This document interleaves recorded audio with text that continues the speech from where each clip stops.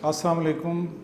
मेरा नाम डॉक्टर मुजाहिद इसरार है और मैं consultant gastroenterologist and consultant physician Umar hospital और नेशनल हॉस्पिटल में।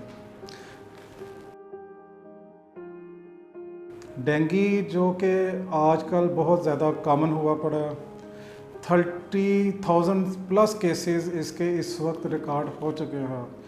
ये तादाद वो है जो कि बताई गई है, लेकिन एक्चुअल जो तादाद है वो इससे बहुत ज़्यादा है।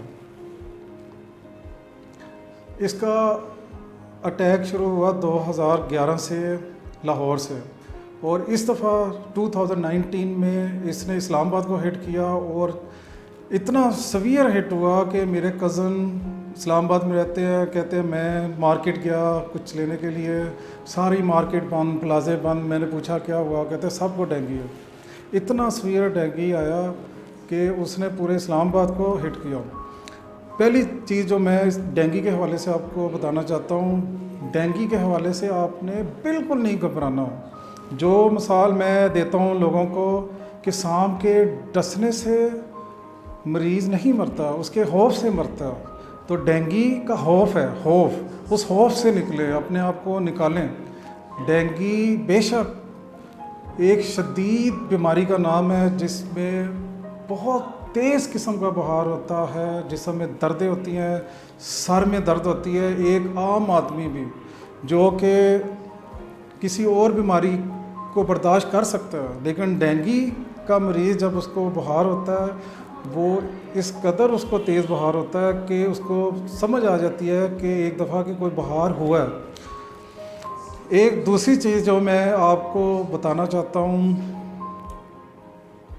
90% लोग जिनको डेंगू होता है वो अननोटिस होते हैं, उनमें बहुत ही हल्का सा बुखार या जिस्म में दर्द होती है और अननोटिस्ड आते हैं।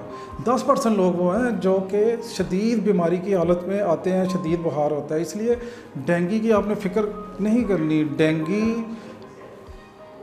काबिल इलाज है और डेंगू का सिर्फ खौफ है, उस खौफ से आपने बाहर निकलना है। 99% लोग विदाउट एनी ट्रीटमेंट ट्रीट हो जाते हैं, ठीक हो जाते हैं।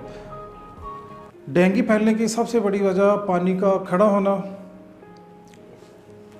जो कि आप देख सकते हैं पहले लाहौर में जिस तरह कंस्ट्रक्शन स्टार्ट थी, अब इस्लामाबाद में कंस्ट्रक्शन स्टार्ट हुई, हर तरफ रोड उखड़ी, पानी का खड़ा होना। जो कि ये डेंगू मच्छर है, ये एक मादा मच्छर से फैलता है। जब ये किसी को काट लेता है, उसका दौरानिया 3 से 12 दिन तक है, इंक्यूबेशन पीरियड। जैसे कि मैंने आपको पहले बताया है, 90% लोगों में ये अलामात ज़ाहिर नहीं करता, 90% में अलामात ज़ाहिर नहीं करता, 10% में इसकी अलामात ज़ाहिर होती है।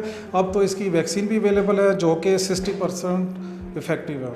और किसी भी मसले की सूरत में मेरी आपसे रिक्वेस्ट है, प्लीज़ स्पेसिफिक डॉक्टर के पास जाइएगा, क्योंकि वो ही आपकी बीमारी को समझ सकता है और सही इलाज कर सकता है। Thank you very much.